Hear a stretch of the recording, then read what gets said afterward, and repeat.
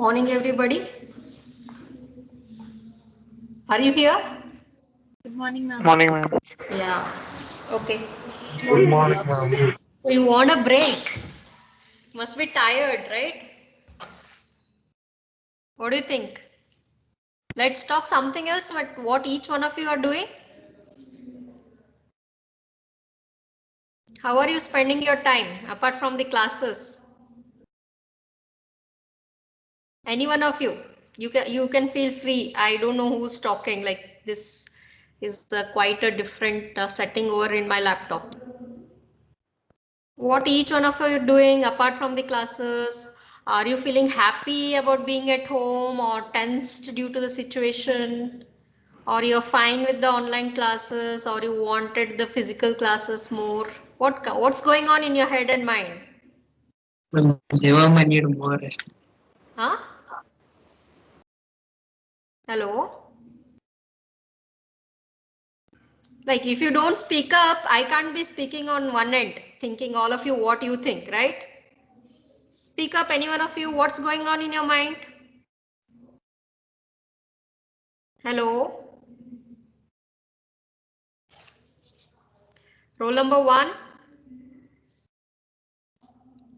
Are you here?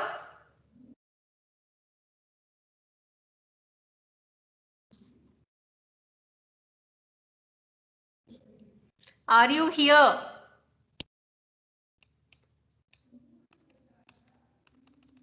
Just 1 second, I'll be back. Okay.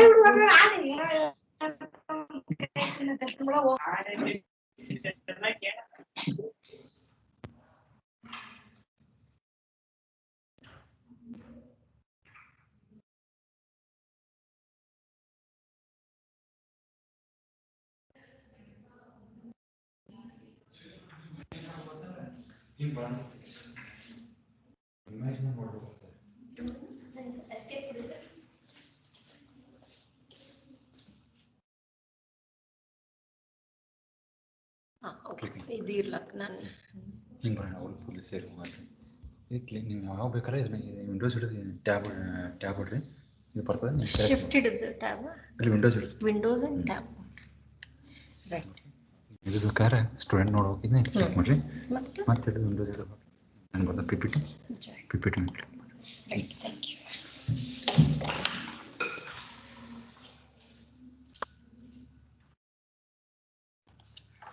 Right. Now I can see you. So I am talking to Aditi. Aditi, are you here? Yes, ma'am. So what's going on in your mind? Or how do you feel? These online classes are fine? No, ma'am. We need the normal classes. So how are you spending time apart from the classes? What are you doing? Any efforts from your side to keep up? Trying to study, ma'am. Yeah, all of you have got the first IA syllabus? First, सबके पास है ना? Yes, ma'am. All 3 subjects? Yes, ma'am. Yeah. No, ma'am. We didn't. Yes, ma'am. You didn't get? So keep up, because once you are in your own world, you do not know whatever you do becomes the norm. Like you are not studying, your mind will tell that no one is studying, like everyone is in the same boat. But no, your constant struggle to keep yourself motivated and to be on track, because once you come back, we do all the classes. Hope so we are doing justice to whatever we are taking, but in fact it is you who should act like an adult and take the responsibility yourself, right? You are no more kids ki kahan hum log assignment diye, you have to submit. Even that is not working with my kids. They are not least bothered, but that is fine because they are in, yeah, they are younger and in lower classes. But you being a medico, I think so you should take the responsibility. What say Anusha? Anusha BC. Yes, ma'am. What do you think? What It's do you true, think you ma'am. should do? So some kind of Stress about studies is needed on your side. Don't be complacent. Make a timetable and read. I have been always telling that is unless you read, these classes are not going to be of much help. Right? क्या कर लोगे? You won't be able to join the dots and write your own answers, reproduce your own answers in the exam.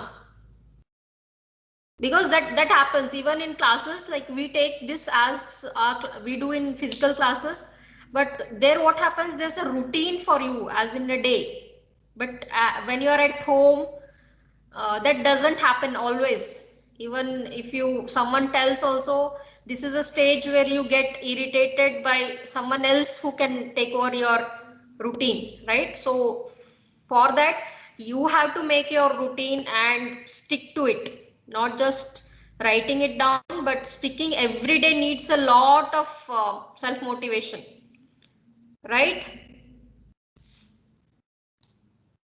I hope so. You will study for all the internal assessments, because as soon as you land over without, like you feel that we are very tough on you, but that is how we have to be, because time, we cannot buy time. Right? We won't get these days back, and we can't lag behind a lot as well. We have to, the show must go on, right? Take care of your health and advise your family members to stay home as much as possible, right? And be good to yourself, both for your studies as for your health and mental health as well. Fine? What do you say? Will you do that? Yes, ma'am. Yeah. So where were we? Like I'll just start with the classes.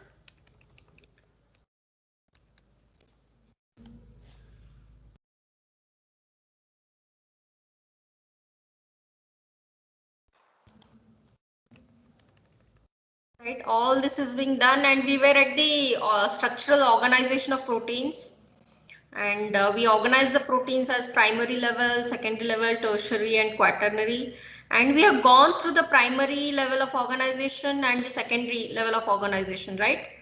And these bonds, I would like you to study all these bonds, right? There are two types of bonds, basically the covalent bond and the non-covalent bond.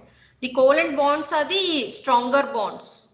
These bonds happen all in primary, secondary, tertiary and quaternary structures. Just for understanding, they won't mean much in your exams, even as points, right? But they do make up your understanding of what happens in primary, secondary and tertiary structures, right? They have explained the bonds in one go in some certain books, and when they are talking about the primary structure or at the start of the structural organization, and at other places they have just named, like what is the major stabilization factor in primary, then comes secondary, they have just named the bonds, right? So talking about bonds, the covalent bonds which happen in a structure are much stronger bonds, and the non-covalent bonds like the hydrogen bond, ionic interactions and the hydrophobic bond, van der Waals forces, all these are not very strong. But given the amount of bonds, that is the number of bonds that they happen, collectively, they definitely give certain stabilizations. So we talked about the peptide bond because we found it that it is very useful for our exam, and it's a backbone, polypeptide backbone of any secondary structure of proteins. So we dealt with the peptide bond in detail because it could come as a 3 marks or a 5 marks question, and I given all the points of what the peptide bond is all about. Coming to disulfide bond, just remember that it is between two cysteine residues trying to form a cysteine. It can be intrapeptide or interpeptide disulfide bonds. Coming to the non-covalent bonds, so you have to know what is this hydrogen bond, what are these ionic interactions, hydrophobic bonds, where do they occur between the side chains, right? And in the organization of the proteins, this occurs between the hydrophobic side chains of the each of the amino acid residue taking part in the polypeptide, right? So these hydrophobic interactions, depending upon the medium in which the protein is there, like if the medium is aqueous, what happens? The hydrophobic bonds are put up inside. They go inside the protein in the secondary and the tertiary organization. But if the surrounding medium is a lipid, just like what happens in a cell membrane, if it is in a lipid, the hydrophobic bonds are exposed outside, whereas the hydrophilic bonds will be tucked inside the secondary and the tertiary organization of the proteins. And van der Waal forces, right, and the bridges, these electrostatic interactions or ionic interactions are also called as the salt bridges. Fine. So all this, one or two textbooks you try and found out. I found out in Dinesh Puri it has been given, and Mohammad Rafi it has been given.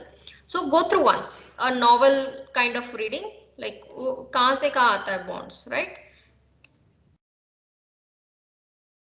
So we went through the secondary level of organizations, which are many. That is the alpha helix, very important for 5 marks. Write down the properties just like you describe the DNA, right? So likewise, for this, you have to give out all the properties of a helix, right?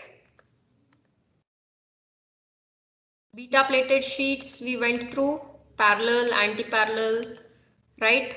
We gave about what are these beta turns and super secondary structures. The slides are not Slides you are not able to Ma'am, see? slides are not changed. How come? Now? Are you No, able to ma'am, see? it's not changing.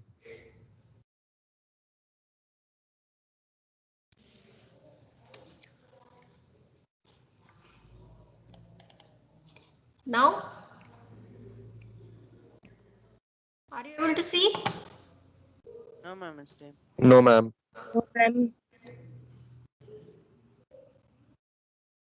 Mm.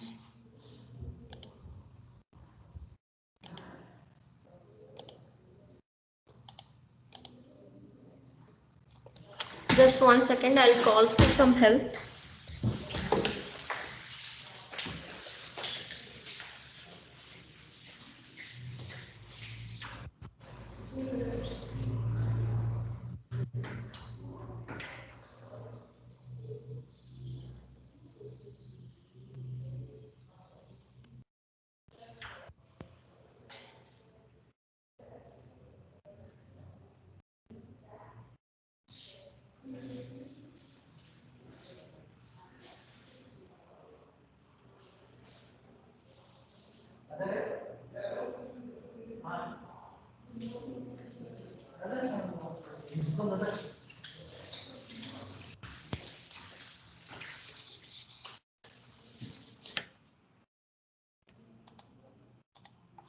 Stop.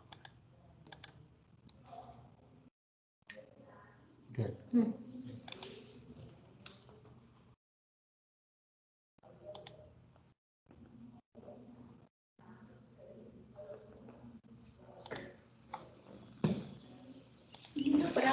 On the slide show. ಅದು resume ಅಂತ ಮಾಡ್ದಲ್ಲ ಅದು ಅಂದ್ರೆ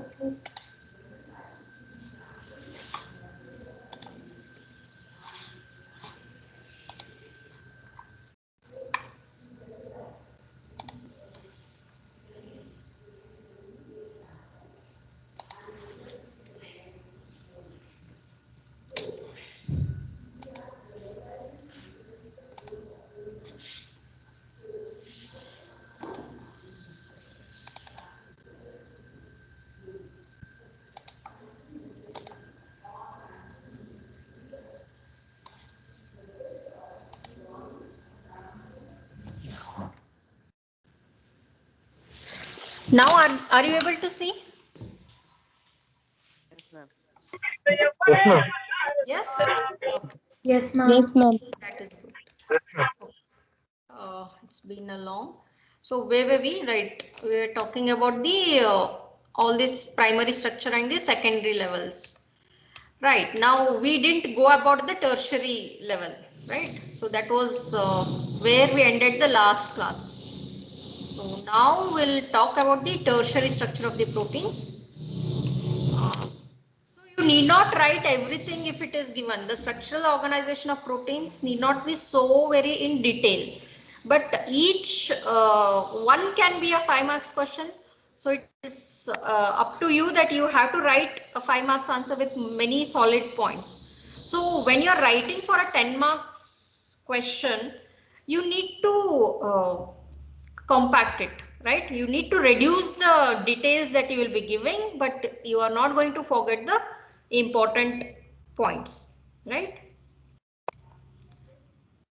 So coming to the tertiary level of organization.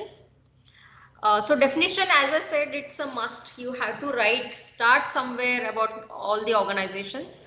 So the tertiary level of organization refers to the steric interrelationship of an amino acid residues that are far apart in the linear sequence. So it is each part of the polypeptide is going to have a spatial arrangement. That is there is going to be a relationship of one amino acid residues with the amino acid which is far apart in the linear space. So you can imagine that the polypeptide is a string of pearls where each pearl is a amino acid residue and the string between two pearls is the peptide bond, right? Since the peptide bond has got that is phi and the psi relationship, right? So they can bend and one amino acid residue can interact not only with the consecutive amino acid residue but some other amino acid residue which is around 15 to 20 amino acid residues apart or 100 amino acid residues apart. So when it gets folded, the amino acid residues which are very far in a linear polypeptide chain come together, right? Come together by what means? They cannot have another peptide bond, but the other bonds, right? The hydrophobic interactions, ionic interactions, hydrogen bonding can all happen, and this is going to give rise to the tertiary structure, right? So always the whatever a complex protein is there which has got a biological functions is going to have a tertiary structure to it, right? So based on the tertiary structures, they are classified. We have gone through this classification, right?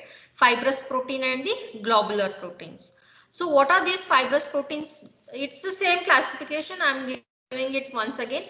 They mainly serve the structural roles. They have simple repeating elements of the secondary structures and they provide support, shape and external protection to vertebrates. As you can see, the fibrous proteins which are arranged, they have got simple repeating units. Either it could be a beta plated sheet or an alpha helix. It's not complex, right? It's not in a globular form. They come in fiber kinds. So they are mainly having a supportive role, that is in giving shape and external protection. For example, the best example is the collagen where we got it as a triple helix, right? So that's the fibrous protein for you, right? These are all fibrous, how we take it, right? So this is the triple helical structures. So once read from right to left, right? This is how they look under microscope. And this is how they look when they are electrophorosed, right? When they are put on an electric field, they have this kind, and then this is the kind of arrangement they have. It could be a triple helical structure. So when each of this is given an amino acid structure, this is how it looks, right? Yellow peptide, alpha helix, right? And then when we want to see the amino acid residues, you can see that glycine and proline, they form the kings, right? So that is how we elucidate the structure. Coming to globular proteins, these proteins have a much complicated tertiary structure. They have different types of secondary structure within the same polypeptide. So first it could be alpha helix and then a beta band and then beta plated sheets all together, right? So how is the first globular protein how was it elucidated? The structure was elucidated by X-ray diffraction method. So that protein was myoglobin, which was studied. And the first secondary structure, primary structure studied was of which protein was studied as primary structure? Slept or what? I had said it is insulin, right? Insulin. Yeah, insulin was elucidated as the first primary structure. So in the globular proteins, myoglobin was studied, right? It doesn't mean, but it's very interesting to know what all happened, right? It's due credit has to be given for the people as well, but we can't remember many people. So we just remember them and know what was done and where, right? Now coming to the folding of the globular proteins. So they give the structural diversity for necessary for the proteins to carry a wide array of biological functions. So these globular proteins are mainly functional, whereas fibrous protein was structural, right? So that's also a function, but these have biological functions, which all these enzymes are there, transport proteins are there, the motor proteins, that is kinin, fibrinolysin, right? All these regulatory proteins, like all the regulatory proteins, each metabolism is regulated by some or the other proteins. So all these regulatory proteins, the defense proteins like immunoglobulins, mostly all of them have globular structure. So it's one of the tertiary structure. So this is how the myoglobin. So you can see there are many alpha helices, right? 1, 2, 3, and then they all have beta bends, right? Or beta turns that we call, right?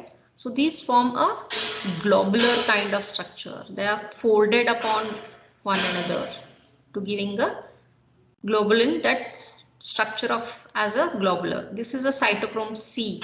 So here also you can see many alpha helices and the beta turns and beta bends. Lysozyme. You can see this has got a beta plated sheet as well, right? This is anti-parallel beta plated sheets with the beta bends and the alpha helices. Ribonuclease. These are got beta plated sheets which are again anti-parallel, right? So one more terminologies that you have to remember is they are called as domains. So apart from the tertiary structures, they are folded upon one another, giving a three-dimensional structure.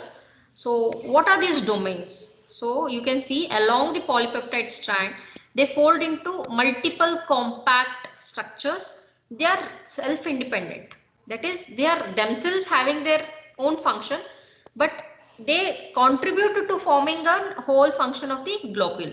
So these are called as semi-independent regions or domains, right? These will, each of them will have a characteristic compact geometry, again with the hydrophobic core and a polar surface, because they are mainly functional. They have to interact with the surrounding medium, right? For example, trypsin may, there are two domains with a cleft between the domains that includes the substrate binding catalytic site of the protein. So all the enzymes will have all this. You have studied the enzymes in detail, right? So they have got a substrate binding site and a catalytic site, and they have got other domains in which the regulation of the enzymes can happen.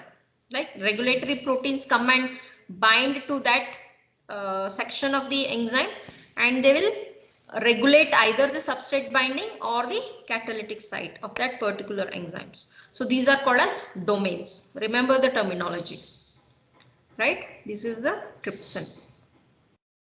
Coming to quaternary level of organization, not all proteins have got this quaternary structure, right? So proteins which will have two or more subunits, that is two or more polypeptide chains, they exhibit these quaternary structures. And again, which are the forces that come? Definitely it's the non-covalent forces. Examples are hydrogen bonds, ionic interactions, right? These will stabilize the subunits. So the first quaternary level was determined in the hemoglobin. So it could be as simple. They can have subunits which are similar, right? similar subunits, or they could have different subunits. For example, in hemoglobin, we have 2 alpha and 2 beta subunits. The 2 subunits would be alpha or beta, right? But in hemoglobin, we have complex subunits, that is, they are different, non-identical complex subunits. So you can see a hemoglobin has got 4 subunits of 2 similar kind. Creatinine kinase is 2 similar subunits, also called as a dimer. Immunoglobulin again is a tetramer with 2 heavy and 2 light chains. Neuraminidase is a tetramer, right? So how was this quaternary structure determined? These are a much higher level of separation as well as determination of the structure. One is analytical ultracentrifugations. So we know this simple ultracentrifugation, right? So where the centrifugal force is applied, and then with that they get separated according to their mass and charge, right? So whereas this analytical ultracentrifugation is a much higher version, where it functions with the software, right, where everything is fed, only those kind get separated, right? Then we have sucrose density gradient centrifugation. These are again higher version of the centrifugation. The basic principle of centrifugal force application is there, but again different density of the sugar levels are taken, right? Polyacrylamide gel electrophoresis, also called as PAGE. It's a kind of electrophoresis, right? And electron microscopy can also elucidate the quaternary structure. So this is hemoglobin. Hemoglobin structure has been dealt with in detail, right? So try and remember and add these points there and remember those points over here, right? So this is the immunoglobulin, light chain, heavy chain, with all this disulfide bond. The structure of antibody can also be asked. So you got to remember the structure that you have been doing in lower classes as well, I suppose. But this has to be more in detail, right? The basic structure won't do. So here it has got 2 different domains, that is semi-independent values, that is alpha and beta domain. We have finished up the structural organization of proteins, primary, secondary, tertiary, and the quaternary structures. So we'll close the chapter, that chapter a bit, right? And then we'll proceed with the next important 3 marks question or a 5 marks question. It could be extended, right? That is called as denaturation of proteins. So somewhere it is related to the structural organization. We'll see how, right? So what is this denaturation of proteins? When they are exposed to many denaturating factors such as high temperature or heavy metal salts or UV or X-ray radiation, a protein is going to lose its quaternary structure, its tertiary structure, its secondary structure. But the primary structure remains it doesn't get destroyed, right? So, but the quaternary, tertiary, and the secondary structures are going to be destroyed. When the higher levels of organization of proteins are destroyed, it loses its biological functions. So this is called as denaturation of proteins. So what all happens? The unfolding of the natural coils of native proteins is there. And what happens when it is denatured? The solubility decreases, because in the higher organization, the amino acid would have been arranged in such a way that the hydrophilic would be outside, hydrophobic would be inside. So all that is lost. So the solubility decreases, therefore the precipitability increases. And we see that digestibility increases. Why do we cook our food? Proteins, especially, we don't eat raw meat, right? So because when the meat, why I'm taking meat, because it's the protein. So for any protein for that matter, when we cook, the quaternary, tertiary, all the structures will be lost and the digestibility increases. And as we said, it loses its biological activities, especially the enzymes and the antigenic properties or the antibody properties, right? So as we can see, there is loss of secondary, tertiary and quaternary structure of proteins with loss of native conformation and biological activity. The primary structure is not lost on denaturation. So one more example I would be giving is the hair straightening, right? How does the hair straightening act? So application of heat is there. So it loses its, whenever there is some curl. Why that curl happens, natural curl? Because the follicle is at a angle to the skin. So whenever the hair is produced, it's going to have a kink. So it's going to grow long in a curly fashion. So when we apply heat, the secondary and the tertiary structure is lost, but you won't lose hair. You will lose hair in other sense, but not as in protein structure. The primary structure is not lost, but they become straight.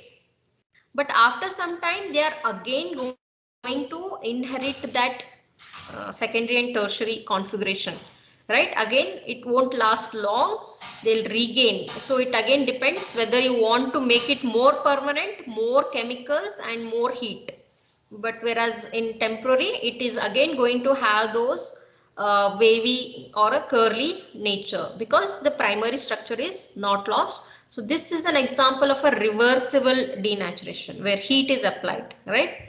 So again, we are going to divide the denaturation into two types, reversible and irreversible, right? Before that, we'll see what are the factors which cause this denaturation. We know strong acids and strong bases definitely have a denaturating action. Acetone and alcohol as organic solvents, heat. So you have to remember these factors, right? So I have given from all the textbooks. So you have to remember the denaturating factors. How much time is going to take? It is going to take 1 minute, but it will ensure all the 3 marks for you if you write all the denaturating factors. Strong acids and strong bases, heat, urea and guanidine hydrochloride, detergents like SDS, that is sodium diacetol sulfate, right? Heavy metals and their salts like arsenic, mercury and lead. So all these are denaturating factors and you have to give the types, what is reversible and what is irreversible. Reversible means it refolds into original native structure. When the denaturating agent is removed, it may not be immediate, but it will happen. The original structure is regained. So example, guanidine hydrochloride and mercaptoethanol, they do not cause permanent denaturation, right? So it is reversible. Whereas if the denaturation protein remains denatured, that is permanently disordered, even after the removal of the factor, it is called as irreversible, whereas strong acids and strong bases can cause irreversible denaturation. So when it is denatured, we also have some terminologies called as renaturation. So what is renaturation? Regaining of the native conformation of a denatured protein allows for the spontaneous refolding. Example, when we are using urea and mercaptoethanol, when they are removed, they are going to be renatured, right? First is the denaturation causing, removal will cause, again it will regain the native activity.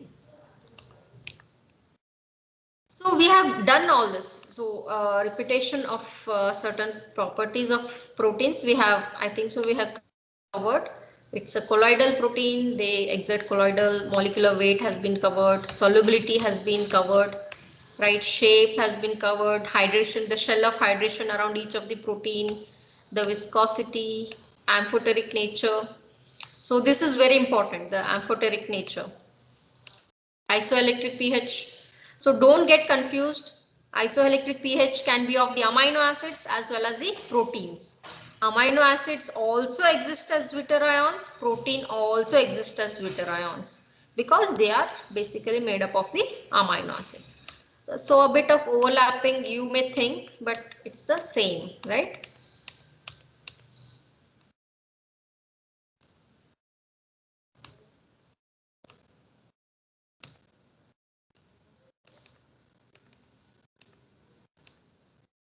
Right. So coming to the precipitation reactions, we were performing certain reactions of the proteins. Before you have been on holiday, we were performing certain tests, right, on proteins in the lab where we were trying to precipitate. So all that we were doing is to precipitate the amino acids, right? Similarly, it is applied to the proteins.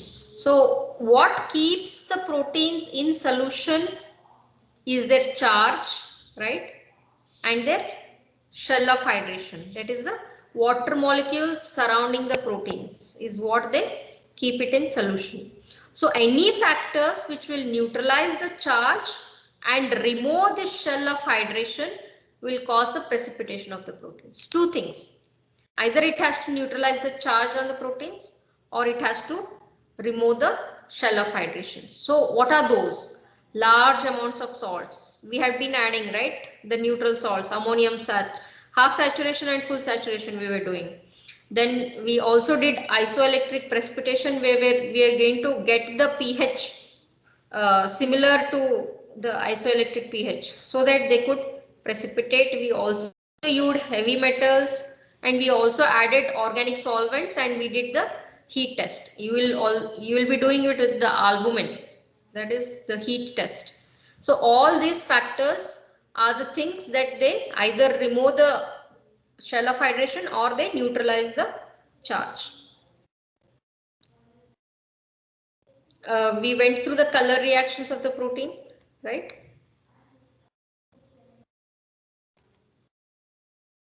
Right, this is called as the denaturation of the proteins. I will deal with this topic in the next class, that is the quantification of proteins, but I want this, you have to remember. So we all talked that there's a primary structure, alpha helix hai, beta plated sheet hai, beta bands. But why do we believe that all this is there in a protein structure? Just because not someone said and we are following. They had proved it. They separated it and they determined the what all went. And in fact, only when we determined the amino acid sequence of insulin, we could produce it in factory and apply it to the diabetic people who are on insulin, right? Otherwise, great disservice to the humanity would have occurred. So this is how the basic science is going to serve the people in need. That is, we determined the amino acid sequence in an insulin. We found out way to synthesize that sequence and then use it as a drug, right? There are many examples, but insulin is the most common pretty example, right? So way back in 1953, Frederick Sanger, he elucidated the primary structure of the protein, that is of the insulin. And then what all went? So first he separated insulin, purified insulin, and then determined the amino acid sequence. So what are the purification and the separation process? You have to know, right? How do we purify the insulin? So we do not know by look that this is going to be insulin and we extract. So insulin, where it is produced, the beta cells of the pancreas, right? We can't always go microscopically and wait for the insulin to be produced and extracted. What we get is the pancreatic juice. From that, again, two separate exocrine, that is the digestive juices, and then the hormones are separated. And then among the hormones, so many hormones are there. Glucagon is there along with insulin, right? So we have to separate the insulin as well.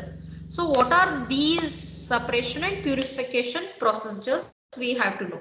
As if you would like to go for the basic research, which you will not decide it yet, but you would like to know the basically what are the separation process. So what are the methods? So these methods will be based on either the solubility properties or on the molecular size or on the charge properties or the affinity of the protein for the other molecules. I will tap all these properties of a protein. Either I'll see its solubility, soluble hai, insoluble hai, I'll separate. What are the soluble proteins will be? outside. Then I'll separate them on molecular size. So I will not apply only one thing. First I'll separate it as soluble, insoluble, then I'll apply charge. So accordingly, what are the properties are there, I'll try to apply one by one in sequence and then get that protein purified. So these are the methods. So coming to the separation methods based on solubility properties. So we know that solubility is influenced by the salt concentration of the solution, right? So salting out, all this half saturation and full saturation that we do is nothing but also called as salting out. We add a neutral salt, for example, ammonium sulfate, right? Salt of the ammonium to a solution of a protein which will precipitate some protein at a given salt concentration, right? Whereas if we take albumin and globulin, albumin is a very small protein, whereas globulins are larger proteins. When we take a globulin solution and add salt, we see that the globulin precipitates faster because it requires less salt for its precipitation because it is itself is huge. So this is called as half saturation. Whereas albumin being a very small protein, it has got a large number of shell of hydration. It will require more salt to remove that shell of hydration. So it is precipitated by full saturation. Casein is also precipitated by getting the pH in towards its isoelectric pH. For example, everyday procedure of making curd at Indian homes, right? What do? We add a bit of curd to warm milk, not hot milk nor cold milk, warm milk. We give the temperature. We put the curd, that is inoculating the lactic acid bacilli. So what does this lactic acid bacilli do? They break down the milk protein and lower the pH. So exactly at 4.2 if we add, so whatever the casein is present in the milk is precipitated. So that is called as curdling of the milk. What are we doing? We are getting the pH to its isoelectric pH, near to its isoelectric pH. So salting out is performed in a highly complex mixture such as tissue homogenate or a sample of blood plasma. This would work. So we would get the proteins precipitated. So but whenever we add a small amount of salt, this salt is going to increase the interactions. So at one level, it is going to increase the solubility of the proteins. And if we add more, it is going to decrease the solubility. So this is called as salting in. And this is due to decreased protein-protein interaction. So they are going to solubilize more. When I want to separate them on the molecular size, dialysis you all know that we do this on people with renal failure, where we want to separate the proteins which are, kidneys usually act as filter for all the proteins. It retains whatever is needed, it excretes whatever is not needed. So when it is failed, the procedure is taken over as the dialysis. It separates the proteins, right? So we have got a membrane which will determine what size of proteins have to be retained and what size from has to be excreted. So dialysis is based on the molecular size, right? So this is how it acts. Semi-permeable dialysis bag is there, and it's going to have the solute molecules, right? Separate the proteins.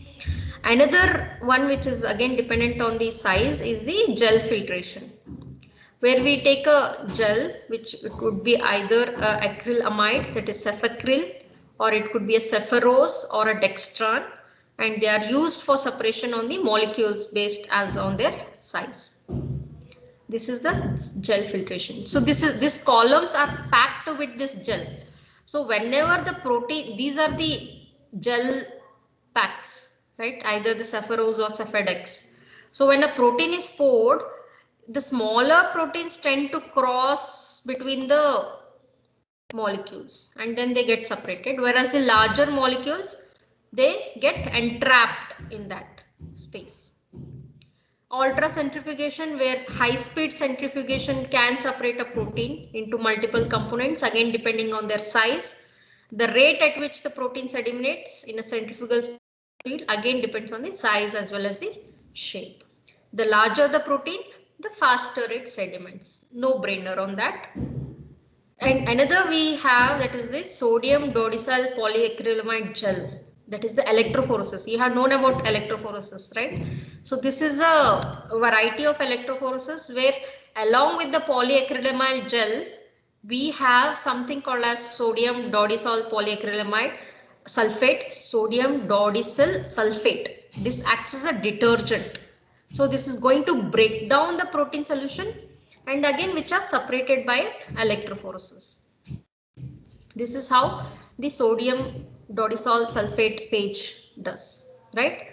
So they are separated according to their size. If we apply here, the smaller will travel less farther, the smallest is going to travel farther, right? Cathode and a anode electrical field.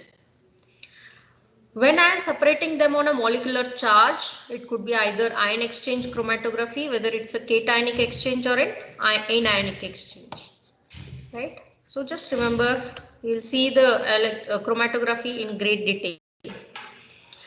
Disadvantage of this chromatography is as the column length. These are called as the columns, these bars, right? These, as the column length increases, the time spent by the protein in the column also increases, thus decreasing the resolution. It could not be a perfect separation.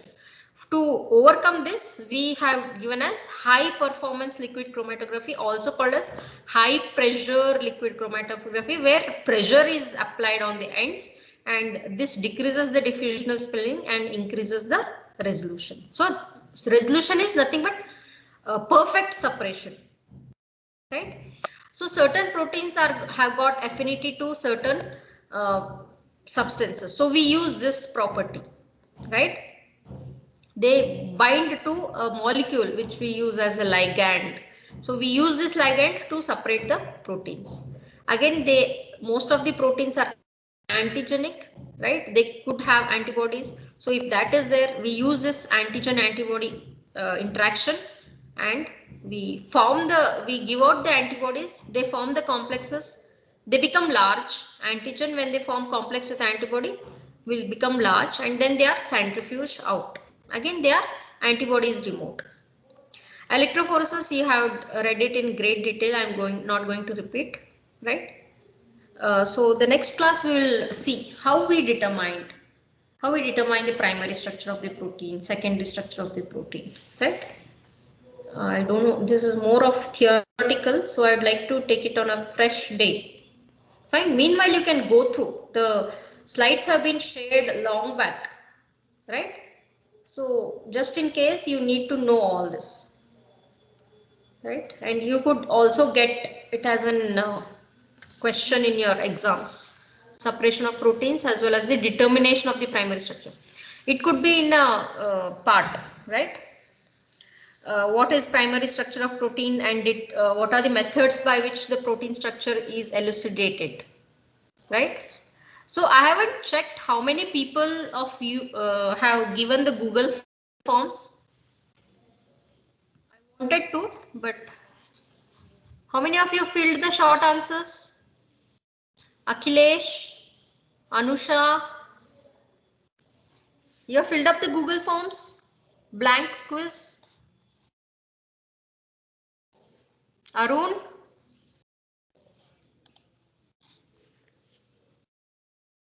Are you here? Everyone? Yeah, ma'am. None of you? Either few of you have given. I'll extend the time, because again, I don't want to be a compulsion, but it's just a motivation for you to solve and get ready with the 3 marks at least. That you could do with all the subjects and with all the chapters that have been covered. That would really be a help if you come back and just revise. How many of you have filled up? Ma'am, I am yet to fill that form because uh, Because I'm waiting for it.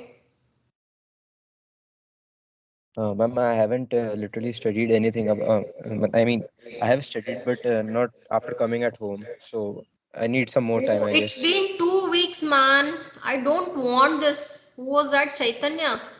Don't Yes, do ma'am. that. 15 days, you're never going to get back. Even if you do twice the amount of hard work, you are never going to catch up with those 15 days. Yes, ma'am. I'll make sure to Please be submit it on as soon track, as possible. right? I am talking to you as my own kids. 3 hours in a day is not impossible for studies. In the situation that we are supposed to be very lucky that we need not worry where our food is going to come from and whether we are going to sustain for the next month or not. Agree with me, all of you? Are you worried that whether you will get the next square meal or not? Are you worried? No, ma'am. No. So feel the responsibilities in other states. Right? What is your responsibility is to study well. And you are not going to let down yourself, your teachers and your parents. Don't do that. Tejas Reddy, Aditi, for everyone in fact. I may be taking only few names, they are not that special. All of you are special to us. Right? Dia, every one of you. You need not submit to me. I am not going to gain anything whether you submit or not. I'll just see that, yeah, you are like whatever the efforts we have been taking, you are just responding to them. That's the basic you can do. That's the least you can do. Right? And again, it's not that we are putting all the onus on you, but you have to take the major share of the responsibility for your studies. Got it? Yes, ma'am. Okay, take care. We'll see in the next class. Okay? Bye.